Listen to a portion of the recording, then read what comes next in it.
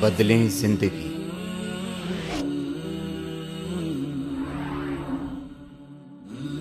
زیتون T V. اللہ تبارک و تعالی نے تمام مسلمانوں کو خطاب کرتے ہوئے یہ فرمایا ہے کہ علیکم انفسکم، کہ تم سب کو اپنی اپنی خبر لینی چاہیے، یعنی ہر انسان کو، ہر مسلمان کو یہ چاہیے کہ وہ اپنے حالات کا جائزہ لے کر دیکھے کہ مجھ سے کہاں کہاں غلطیاں ہو رہی ہیں اور ان غلطیوں کی اصلاح کرے۔ یہ اصلاح کی فکر وہ چیز ہے جو بالغ ہونے سے لے کر مرتے دم تک ایک مسلمان کا فریضہ ہے، یعنی کسی بھی حالت میں اس کو اس بات کا خیال نہ ہونا چاہیے کہ بس میں مکمل ہو گیا اور اسلام کے جتنے تقاضے ہیں وہ میں نے سارے پورے کر لیے، بلکہ ہر وقت اپنی اصلاح کی طرف متوجہ رہنا چاہیے، چاہے کتنا بڑا عالم بن جائے، لوگ اس کو مقدس سمجھنے لگیں، لوگ اس کی اقتداء کرنے لگیں، پھر بھی اس کو چاہیے کہ وہ اپنا جائزہ لیتا رہے۔ یہ لوگوں کی تعریف جو ہے کہ لوگ کسی کو بہت بڑا علامہ کہہ دیتے ہیں، بہت بڑا عالم کہہ دیتے ہیں، بہت مقدس شیخ کہہ دیتے ہیں، تو وہ بیچارے تو صرف ظاہری حالات کو دیکھ کر کہتے ہیں کہ ایک آدمی کا علم بہت اچھا ہے، یا اس کو دیکھا ہے کہ بھئی نمازوں میں آتا ہے، با جماعت نماز ادا کرتا ہے، لوگوں کو واعظ کہتا ہے، لوگ اس کی بات سن کر کچھ اثر بھی لیتے ہیں۔ ان باتوں کو دیکھ کر ایک عام آدمی یہ فیصلہ کر لیتا ہے کہ بھئی یہ بڑا مقدس بزرگ ہے، اور اس کو طرح طرح کے القاب بھی دے دیتے ہیں۔ لیکن ان لوگوں کے تعریف کر دینے پر آدمی کو اس دھوکے میں نہ پڑنا چاہیے کہ میرے اندر اب کسی اصلاح کی ضرورت نہیں ہے اور میں تمام غلطیوں سے پاک ہوں، اس لیے کہ پتہ نہیں اندرونی حالات اس کے کیسے ہیں، باطن کے حالات کیسے ہیں۔ اس واسطے لوگ اگر تعریف کرتے ہیں تو اس کو بے شک یہ شکر ادا کرنا چاہیے کہ اللہ آپ نے ان پر میری اچھائیاں ظاہر فرمائیں، اس لیے یہ لوگ میرے بارے میں خوش گمانی میں ہیں، اور میرے عیوب آپ نے ان سے چھپا دیے، جس کی وجہ سے یہ میری تعریف کرتے ہیں۔ تو در حقیقت میں تعریف کا مستحق نہیں ہوں، آپ تعریف کے مستحق ہیں کہ جنہوں نے میری اچھائیاں لوگوں پر ظاہر کیں اور برائیوں کو چھپا لیا۔ تو اس لیے آدمی دنیاوی اعتبار سے کتنا مشہور ہو جائے اور لوگ اس کی تعظیم کرنے لگیں، لیکن کسی بھی وقت اس کو اپنی اصلاح سے غافل نہ رہنا چاہیے،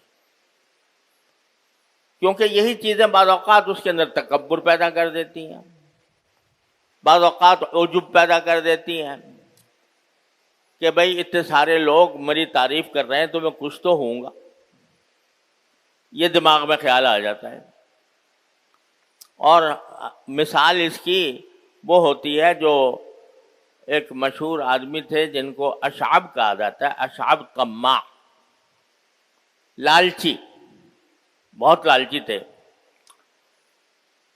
تو وہ ہر وقت ان کی یعنی یہ مشہور ہے کہ ہر موقع پر وہ کسی نہ کسی اپنی لالچ کا اظہار کرتے تھے. ایک مرتبہ برتن بنانے والوں کے پاس سے گزر رہے تھے تو ان برتن بنانے والوں سے کہا بھائی ذرا بڑے بڑے بنانا برتن. اس نے کہا بھائی کیوں؟ کہنے کہ ہو سکتا ہے جو برتن تم بناؤ اس میں کوئی میرے لیے کھانا لے کے آ جائے، کوئی تحفہ لے کے آ جائے، تو ذرا بڑا ہو تو اچھا ہے. ہر وقت اس کی فکر اسی قسم کی تمام میں رہتی تھی. تو کسی نے ایک مرتبہ اس سے کہہ دیا کہ دیکھو بھائی تم یہاں بیٹھے ہو، فلاں جگہ مٹھائی بٹ رہی ہے. نہیں بلکہ خود اس نے یہ کہا لوگوں سے کہ ارے بھائی تم یہاں بیٹھے ہو، فلاں جگہ مٹھائی بٹ رہی ہے، وہاں جاؤ. لوگ دوڑنے لگے تو خود بھی دوڑنے لگے اس کے پیچھے، اور خود بھی دوڑنے کے کسی نے پوچھا بھائی خود ہی تو تم نے کہا تھا غلط سلط کہ وہاں جگہ مٹھائی بٹ رہی ہے، اور خود ہی دوڑنے میں شروع کر دیا. کہنے ہو سکتا ہے میری بات صحیح ہو اور باقی مٹھائی بٹ رہی ہو تو میں محروم کیوں رہ جاؤں. تو ایسا ہی حال ہم لوگوں کا ہوتا ہے کہ جب لوگوں نے تعریف کر دی تو سمجھتے ہیں کہ شاید واقعی میں ایسا ہی ہوں گا، جبھی تو اتنی مخلوق میری تعریف کر رہی ہے. تو ظاہری اعتبار سے چاہے لوگ تعریف کرتے ہوں، لیکن پھر بھی انسان کو ہر وقت اپنا جائزہ لیتے رہنے کی ضرورت ہے کہ باقی میں اس تعریف کا اہل ہوں یا نہیں، اور میرے اندر کیا خرابی ہے، اس خرابی کو دور کرنے کی فکر کروں. تو اس سلسلے میں آپ حضرات سے پہلے بھی عرض کرتا رہا ہوں کہ دین کے تمام شعبوں پر عمل کرنے کے لیے ہر انسان کو اپنا جائزہ لیتے رہنے کی ضرورت ہے. دین کے جو احکام ہیں وہ عقائد سے بھی متعلق ہیں، عبادات سے بھی ہیں، معاملات سے بھی ہیں، معاشرت سے بھی ہیں، اخلاق سے بھی ہیں. ان پانچوں شعبوں کے اندر میرے اندر کیا کمی ہے، اس کا ہر وقت جائزہ لیتے رہنے کی ضرورت ہے. لیکن یہ جائزہ اسی وقت آدمی لے گا جب اس کے پاس تھوڑا بہت علم ہو. اتنا علم تو ہو کہ وہ سمجھ سکے کہ کیا جائز ہے کیا ناجائز ہے، اور اگر عبادات ہیں تو وہ کس طرح ادا کی جائیں، معاملات ہیں خرید و فروخت کے، سودا سلف کے، تو وہ کس طرح انجام دیے جائیں. لوگوں کے ساتھ ملنا بیٹھنا ہو تو اس میں اسلام کے احکام کیا ہیں، اور کیسے اخلاق لوگوں کے ساتھ برتنے چاہیے، اس کا علم ہونا ضروری ہے. لہذا سب سے پہلی چیز اپنی اصلاح کے لیے جو انسان کے ذمہ ضروری ہے وہ ضروری علم حاصل کرنا. ضروری علم میں اس لیے کہہ رہا ہوں کہ پورا علم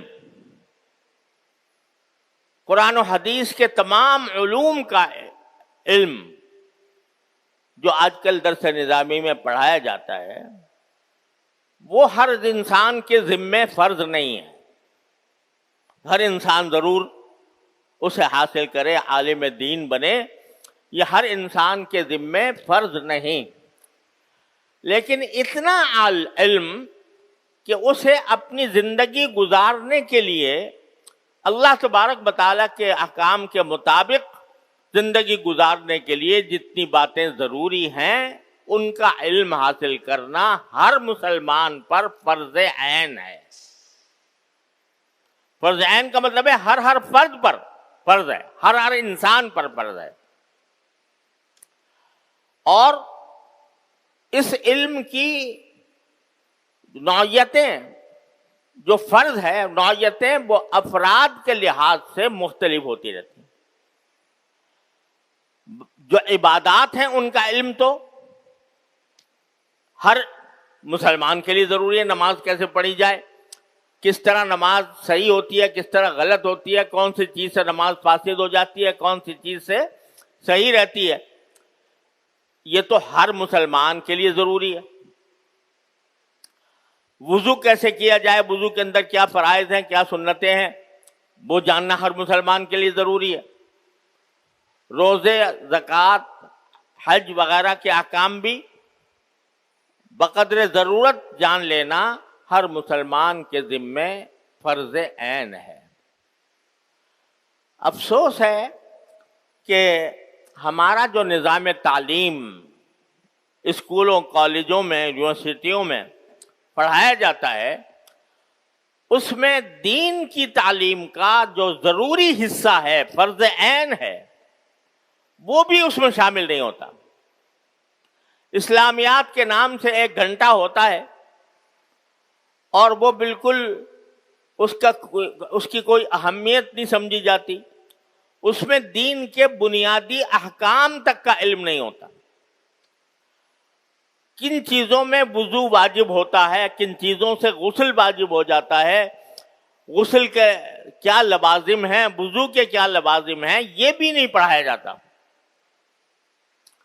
نتیجہ یہ کہ پوری قوم جو ہے، جو اس نظام تعلیم کے ذریعے کھڑی ہو رہی ہے، اس قوم کو دین کے بنیادی امور تک کا پتہ نہیں۔ ہم جب کوئی دارالعلوم کے اندر ملازم رکھتے ہیں، ایک تو مدرس ہوتا ہے جو پڑھانے کے لیے رکھا جاتا ہے، لیکن بہت سے انتظامی کاموں کے لیے رکھتے ہیں۔ ایسے انتظامی کام جیسے مثلاً کوئی اکاؤنٹنٹ رکھنا ہے، محاسب رکھنا ہے، حساب رکھنے والا، یا بجلی کا کام کرنے کے لیے، یا پلمبنگ کا کام کرنے کے لیے، یا صفائی وغیرہ کے لیے۔ تو جب ہم ان کو بلا کر ان سے انٹرویو کرتے ہیں، یعنی ان کی معلومات پوچھتے ہیں، تو اس قدر افسوس ہوتا ہے کہ ان سے وہ پڑھ کے انہوں نے بیچلر بھی کر لیا اور ایم ایس بھی کر لیا اور بڑی بڑی ڈگریاں بھی حاصل کر لیں، ان سے پوچھا کہ بھائی قرآن مجید پڑھا ہے کبھی؟ تو فرماتے ہیں نہیں بھائی پڑھا نہیں پڑھا۔ بڑی بڑی ڈگریاں حاصل کر لیں لیکن قرآن کریم کو پڑھنا تک نہیں آیا، معنی سمجھنے تو بہت دور کی بات ہے۔ ان سے پوچھا جائے کہ بھئی کوئی دینی کتاب پڑھی ہے، ایسی کتاب جس میں یہ بتایا گیا ہو کہ وضو کے کیا فرائض ہیں، کیا سنتیں ہیں، کن چیزوں سے وضو ٹوٹتا ہے، کن سے نہیں ٹوٹتا، اور جو غسل کن صورتوں میں واجب ہوتا ہے اور غسل کا طریقہ کیا ہے، تو بے خبر ہوتا ہے۔ نماز اگر کوئی پڑھ لے تو اس کا احسان ہے، ورنہ نماز کی پابندی کی بھی کوئی ضرورت نہیں، اور اگر ہو بھی تو نماز کے احکام کا پتہ نہیں۔ نبی کریم سرورت عالم صلی اللہ علیہ وسلم کی سیرت طیبہ، اس کے بارے میں بے خبر ہیں۔ اور افسوس یہ ہے کہ سیرت طیبہ کے بارے میں ہمارے پاس جو ابتدائی درجات کے طلبہ آتے ہیں ان کو بھی خبر نہیں ہوتی۔ تو یہ غفلت، دین کے ضروری علم سے غفلت، یہ اس قدر عام ہو چکی ہے کہ کوئی حد و انتہا نہیں۔